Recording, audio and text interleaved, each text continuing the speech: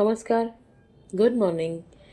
So कसं वाटेल गुलाबी थंडीमध्ये कोणीतरी मस्तपैकी गरम गरम उपमा आणि गुळाचा चहा करून दिला तर छान वाटेल ना?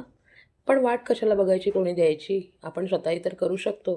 घ्या मग एक कढई आणि रवा थोडा भाजून घ्या. तोपर्यंत एकीकडे कांदा, टोमॅटो, मिरची, कोथिंबीर हे सगळं कापून चिरून घ्या.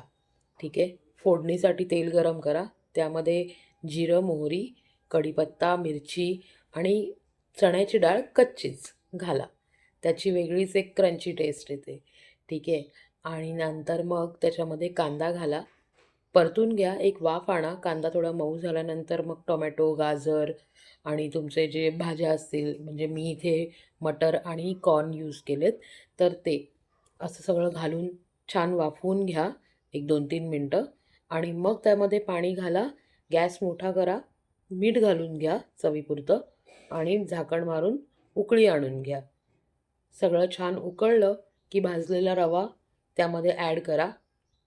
व्यवस्थित परता. गॅस कमी करा आणि व्यवस्थित परतून घ्या, म्हणजे सगळ्या गुठळ्या मोडून होतील. ठीक आहे. आणि त्यानंतर मग वाफ आणा आणि त्याला शिजू द्या.